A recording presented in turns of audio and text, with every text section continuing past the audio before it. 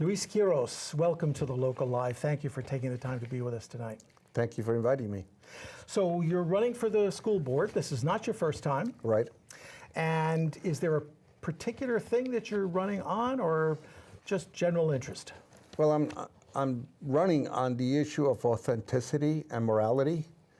The first time I ran, I was concerned about the minority population, and that's how I was framed. Sure. And all the challenges all the stereotypes that they were baptized with, which many of them were wrong. And I did not appreciate it. And the two people that I ran against, one is Judith Silverstein, a part of the League of Women Voters now, and she got elected. And the other one was Robert Martin, he got elected. And I'm going to leave you with a newspaper article that appeared that day during that competition, during that field of competition in which I lost because I was not endorsed by the selection committee. But both Judith Silverstein and Robert Martin, when I indicated that we are falling behind with the minority and poorer children as related to having issue with getting computers during the 90s. It's not like it's an automatic like cell phones. It wasn't like that then.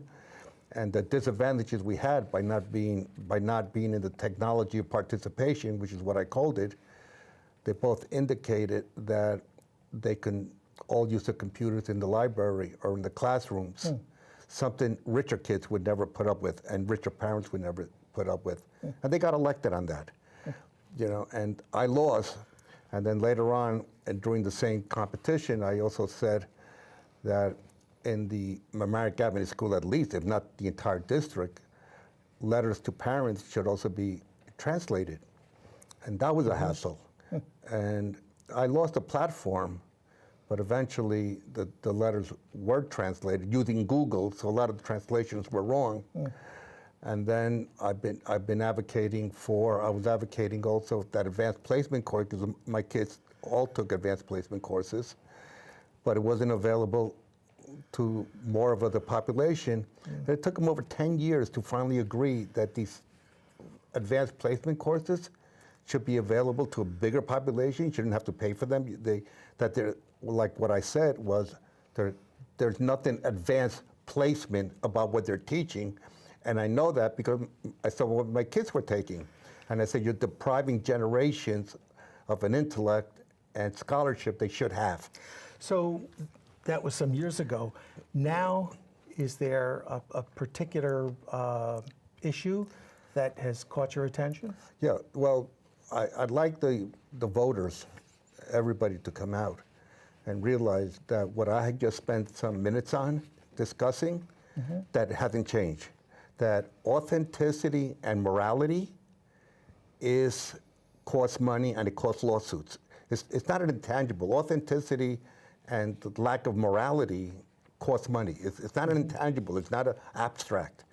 And one of the earliest, most deceitful, ugly, discriminatory part of a curriculum over the last 8 to 10 years has been what they call an achievement gap. That is as racist as it gets. There's no such thing as an achievement gap, which what it does is breaks students into smart and stupid, binary.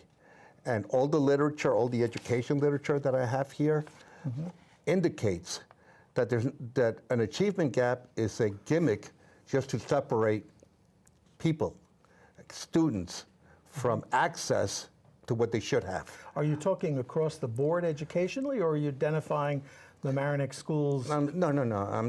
I'm not talking about Mamaroneck Avenue School. And I have gone through board meetings. I have protested that. I have shown them the literature.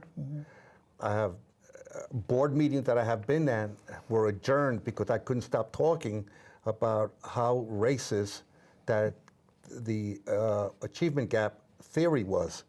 And I bought books here that you can see. It is, a matter of fact, what achievement gap does, it also, because they assume there's a stupid part of the population, and state testing is that it pushes students into special education courses. And the reason it does that, because now with the No Child Left Behind Act and Bush, that schools also get rewarded and evaluated based on the performance.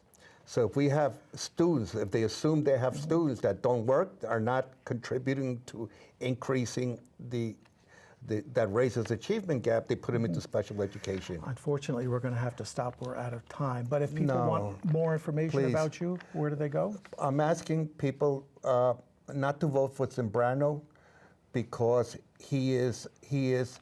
No, I don't want it about me. I want people to vote for Tayana. We did an interview with her. No, I know you did, but we have to stop Zambrano, who is preaching for the achievement gap and evaluations, which will throw. It is horrific. I have to stop it here. Thank you so much, Luis Quiros, for coming on today.